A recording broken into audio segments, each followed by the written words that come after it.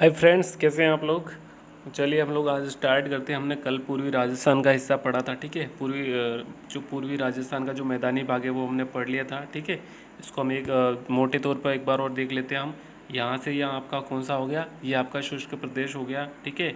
ये आपका अर्ध शुष्क प्रदेश हो गया। इसको 4 भागों में बांट देते हैं हम जल्दी जल्दी, ठीक है। आपका ये 4 भागों में बांट दिया हमने।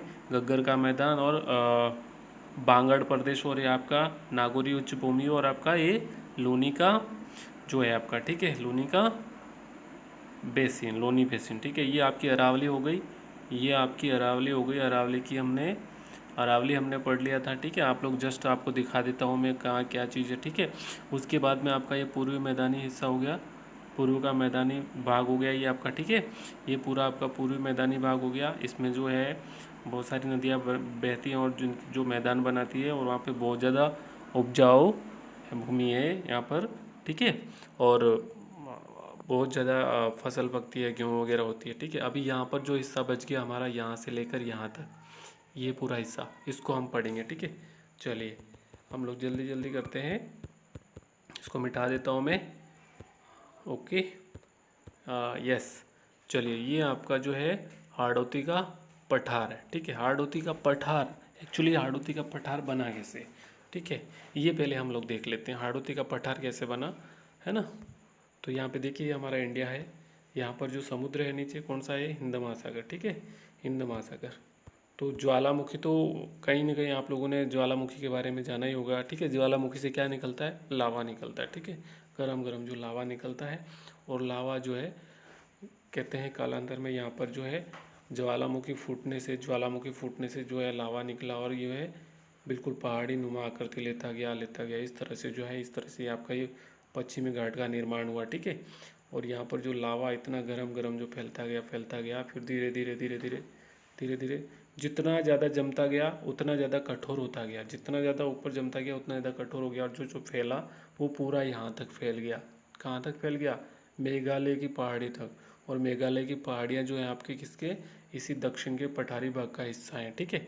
तो यहाँ पर आपको समझ में आ गया पठार का निर्माण कैसे हुआ, ठीक है। ये जो है इस तरह से यहाँ पे ज्वालामुखी फटा, और ज्वालामुखी से जो लावा निकलता गया ये पर्वतीय अनुमा आकृति ले ली, और इधर से यहाँ फैलता गया, यहाँ तक गया है आपका, ठीक है। यहाँ पर आपका ये है छोटा नागपुर का पठार, और यहाँ पे बहुत सारे मध्यवर्ती उच्च भूमि, ये सारे जो है कर्नाटक का पठार, है ना, दक्कन का पठार, ये महाराष्ट्र का पठार, ये सारे जो पठार हैं वो किसके हैं, इसी के हिस्सा है। और किस तरह से निर्माण हुआ आप लोगों को समझ में आ गया।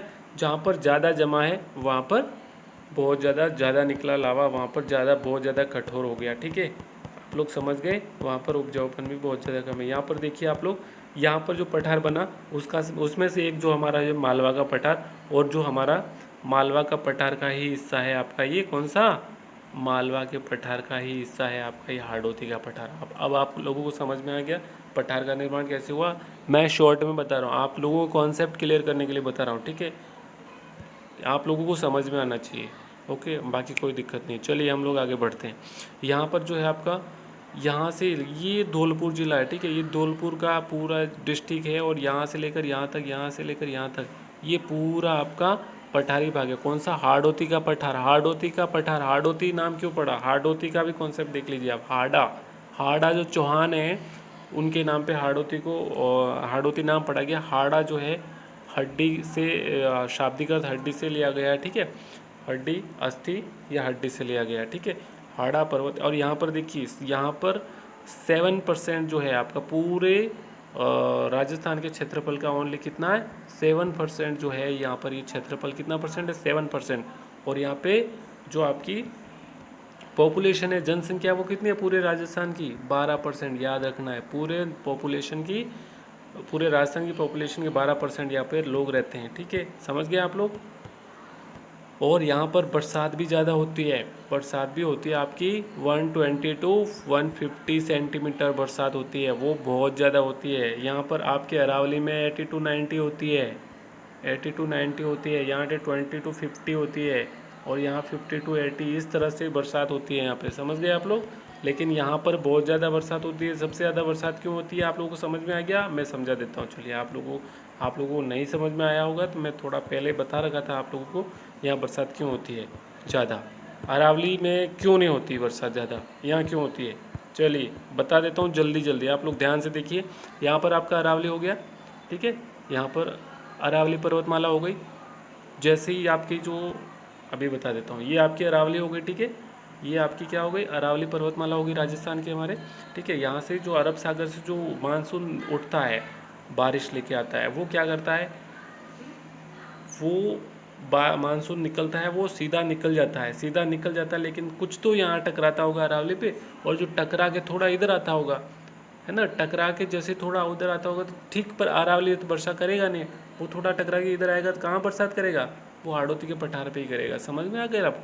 टकरा के जैसे मानसून इधर आएगा तो वह तुरंत बरसात नहीं करवाएगा, यहाँ पर आके थोड़ा इधर दूर आके बरसात करेगा, इसीलिए यहाँ पर सबसे ज़्यादा बरसात।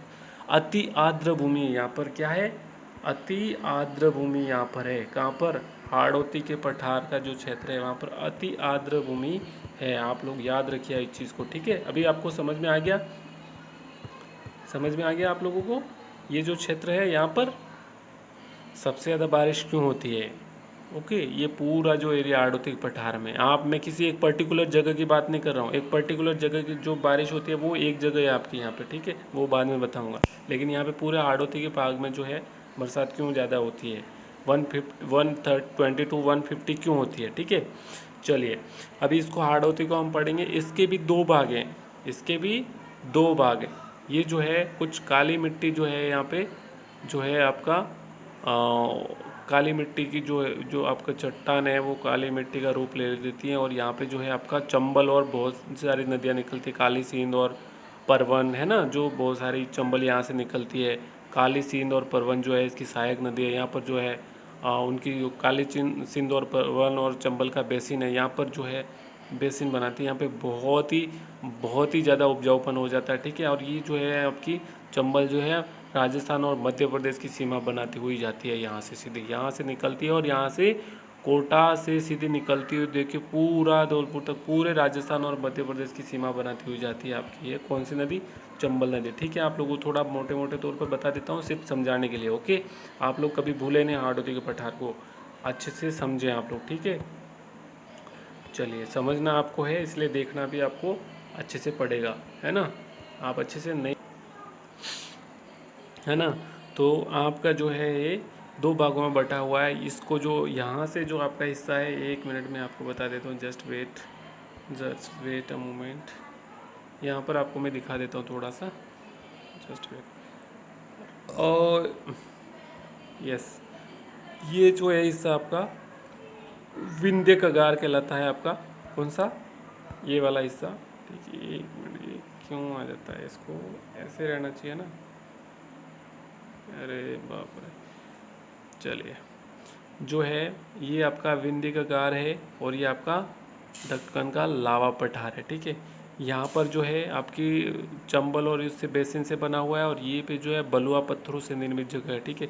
तो ये आपको समझ लेना चाहिए, ये विंध्य कगार, इसको बोलते हैं विंध्य कगार, और इसको बोलते दक्कन का लावा पठार, इसको भी दो भागों में बांटे, आप लोग याद रखें अच्छे से, ठीक है इसको। और जो है ये किसके मध्य है, जो है ये मध्य भाग है, जो इधर है आपका विंध्यांचल, ठीक है। आपको मैं दिखा देता हूँ एक बार, जस्ट वेट फॉर सेकेंड। आपका ये है, ये अरावली हो गई, और यहाँ पे विंध्यांचल हो गया, विंध्यांचल पर्वतमाला कहाँ है, यहाँ पर है, ठीक है। तो विंध्यांचल और अरावली के बीच में जो है आपका ये कौन सा, हाड़ौती का पठार, समझ गए। हाड़ौती का पठार आपका किस किस के मध्य है, विंध्यांचल और अरावली के मध्य में। आप लोगों को समझ में आया, कॉन्सेप्ट क्लियर हो गया। हाड़ौती का पठार क्यों है, कैसे बना, कहाँ से आया, क्यों है, ठीक है। ये सारी चीज़ें जाननी बहुत ज़रूरी है आप लोगों को। चलिए यहाँ पे अभी देख लेते हैं हम लोग कौन कौन से ज़िले आते हैं हाड़ौती के पठार में।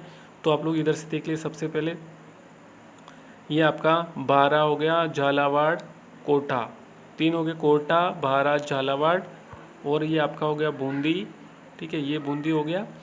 और ये आपका जो चित्तौड़ का ये वाला हिस्सा, चित्तौड़ का ये वाला हिस्सा, और ये भीलवाड़ा का कुछ हिस्सा, ये कहलाता है ऊपर माल का हिस्सा। कौन सा कहलाता है, ऊपर माल का हिस्सा, ऊपर माल बोलते हैं इसको, क्या बोलते हैं, ऊपरमाल बोलते हैं, ठीक है। यहाँ पर अर्धचंद्राकार जो पहाड़ियाँ हैं कैसी हैं, अर्ध चंद्राकार पहाड़ियाँ हैं यहाँ पर। कहाँ पर, ऊपरमाल की, इसको ऊपरमाल बोलते हैं। यहाँ पर अर्ध चंद्राकार पहाड़ियाँ हैं। कहाँ पर, बूंदी की जो पहाड़ियाँ हैं, ठीक है, ये सारी जो है अर्ध चंद्राकार। और ये है विंध्य कगार जो बलुआ पत्थरों से बना हुआ है, ठीक है। और यहाँ पर फ़र्क इतना है कि यहाँ पर चंबल और वो नदियाँ निकलती हैं, काली सिंध और परवन वगैरह है ना, जो मैदान का जो उपजाऊपन लाती है और यहाँ पे बहुत ज़्यादा पैदावार होती है। ये जो है ये बलुआ पत्थर से निर्मित है, ठीक है। अभी आप लोगों को समझ में आ गया एक चीज़। तो कोटा, बूंदी और भारा, झालावाड़, चित्तौड़गढ़ का कौन सा, भैंसरोडगढ़ तहसील आपकी, और उसके बाद में भीलवाड़ा का कुछ हिस्सा है। यहाँ पे आपको समझा देता हूँ मैं अच्छे से। यहाँ पे मैंने आपको यहाँ पे बताया था ना, अजमेर के दो हिस्से मैंने यहाँ पे बताए थे। अजमेर जो है दो भागों में बटा हुआ है। अजमेर का एक छोटा सा टुकड़ा जो है राजसमंद और पाली के बीच में, जिसको आप रावली टोडगढ़ बोलते हैं, ठीक है।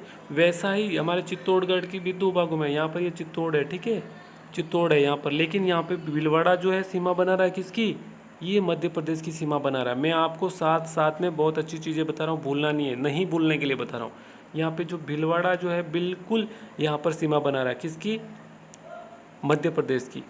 और यहाँ चित्तौड़ है, और यहाँ फिर चित्तौड़ है, चित्तौड़ यहाँ फिर है, और बीच में भीलवाड़ा घुसा हुआ है।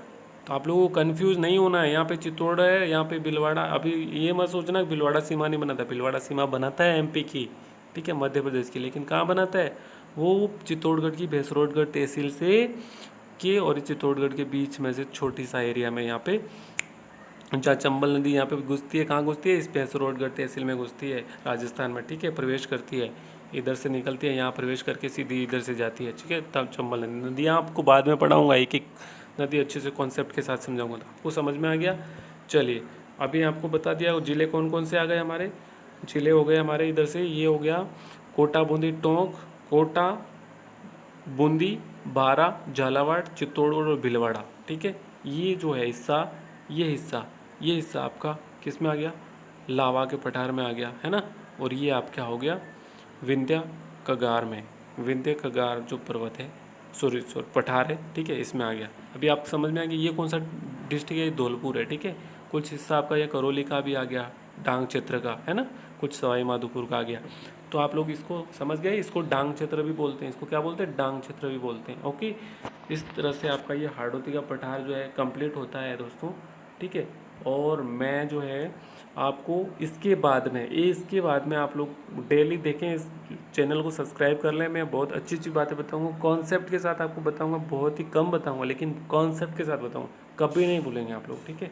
छोटे छोटे वीडियो के मार्फत से मैं आपको समझाने की कोशिश कर रहा हूँ। उसके बाद हम लोग कल से पढ़ेंगे पूरे राजस्थान के जो अंतर्राज्यीय सीमा बनाने वाले ज़िले कौन कौन से हैं, वो राज्य ऐसे कौन कौन से जो सीमा बनाते हैं और क्यों इम्पोर्टेंट, क्यों उनको कौन कौन से शहर इम्पोर्टेंट है, हमारे कौन कौन से शहर इम्पोर्टेंट है, ठीक है, आपकी परीक्षा की दृष्टि से, ठीक है। आपको साथ साथ क्लियर करवाएंगे सारी चीज़ और कॉन्सेप्ट के साथ, ओके।